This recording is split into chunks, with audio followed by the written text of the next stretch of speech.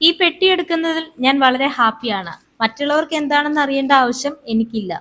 Big boss season 6ന്റെ പണപ്പെട്ടി ടാസ്കിൽ പണപ്പെട്ടിയും എടുത്ത് പുറത്തേക്ക് പോകുന്ന സായി പറഞ്ഞ വാക്കുകളാണിത്.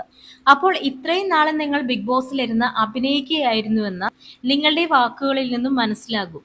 ഇന്നലെയൊക്കെ പണപ്പെട്ടി ടാസ്കുമായി ബന്ധപ്പെട്ട ചർച്ചകളില് അർഹതയുള്ള ഒരാൾ ഉണ്ടെങ്കിൽ വിട്ടുകൊടുക്കാം എന്ന് പറഞ്ഞ സായി തന്നെയാണ് ഇത് ചെയ്തത്.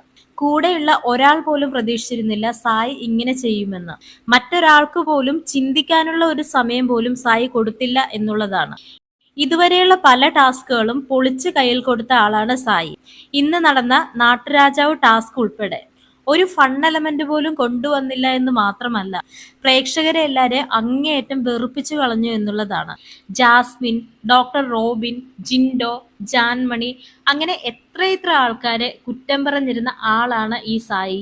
ബിഗ് ബോസിനെ കുറിച്ച് റിവ്യൂ പറയുന്ന സമയത്ത് ഇത്രയധികം നെഗറ്റീവ് പറഞ്ഞ് അവിടെയുള്ള കണ്ടസ്റ്റൻസിനെ കുറ്റം പറയുന്ന ഒരു ചാനൽ മലയാളത്തിൽ ഉണ്ടാകില്ല എന്ന് വേണം പറയാൻ. സായി ബിഗ് ബോസ് ഹൗസിലേക്ക് വന്ന സമയത്ത് പറഞ്ഞൊരു ഡയലോഗാണ്, ഞാൻ അവിടെയുള്ള ആൾക്കാരെ ഗെയിം കളിപ്പിക്കാനാണ് വരുന്നതെന്ന്. എന്നിട്ട് സ്വന്തമായി ഗെയിം കളിച്ചില്ല എന്ന് മാത്രമല്ല, പഴയ സായിയെ തേടിയാണ് താൻ ബിഗ് ബോസിലേക്ക് വന്നതെന്ന് പറയുകയും ചെയ്തു. ബിഗ് ബോസ് എന്ന റിയാലിറ്റി ഷോയിലേക്ക് വരുന്നത് ഗെയിം കളിക്കാനാണ്, അല്ലാതെ സമാധാനത്തിന്റെ പാതയിലേക്ക് പോകണമെങ്കിൽ ഏതെങ്കിലും ധ്യാന കേന്ദ്രത്തിലേക്ക് പോവുകയാണ് വേണ്ടത്. അപ്പോൾ ഋഷി ഭയങ്കര വിഷമിച്ചൊക്കെ ഇരിക്കുന്നുണ്ട്. ഋഷി പറയുന്നുണ്ട് ഒരു 2 മണിക്കൂർ പോലും അവൻ വെയിറ്റ് ചെയ്തില്ല എന്ന്.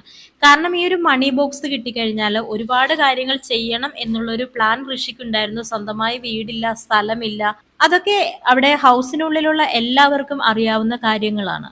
അങ്ങനെ നോക്കിയാൽ ബിഗ് ബോസ് ഹൗസിൽ ആ ഒരു പണം കിട്ടാനുള്ള ഏറ്റവും ആവശ്യക്കാരൻ എന്ന് പറയുന്നത് ഋഷി തന്നെയാണ്.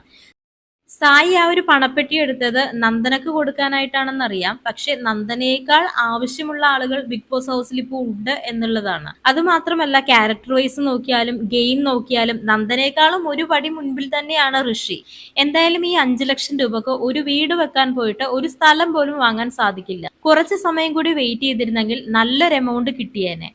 അപ്പൊ ഋഷിക്ക് ഇങ്ങനെ ഒരു എമൗണ്ട് കിട്ടുന്നതിന് മുൻപ് തന്നെ ആ ഒരു ചെറിയ എമൗണ്ട് കൊടുത്ത് ഓടിയതായിരിക്കാം സായി. പക്ഷെ സായിയുടെ ആ ഒരു റിയൽ ഫേസ് ആണ് ഇതിലൂടെ കാണിക്കുന്നത്.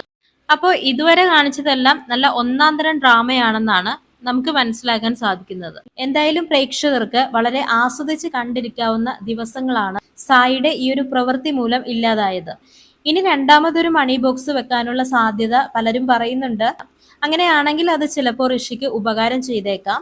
എന്തായാലും ഹൗസിനുള്ളിൽ ഇപ്പോൾ ഉള്ളവർക്ക് സായിയുടെ അത്രയും ഒരു ക്രൂക്കഡ് മെന്റാലിറ്റി ഉണ്ടാകാൻ സാധ്യതയില്ല. അങ്ങനെയാണെങ്കിൽ തികച്ചും അർഹരായവരുടെ കയ്യിൽ തന്നെ ആ ഒരു മണി ബോക്സ് എത്തപ്പെടും. വീഡിയോ ഇഷ്ടമായെങ്കിൽ ഈ ചാനൽ ഒന്ന് സബ്സ്ക്രൈബ് ചെയ്യുക. പുതിയൊരു വീഡിയോയുമായി വീണ്ടും കാണാം.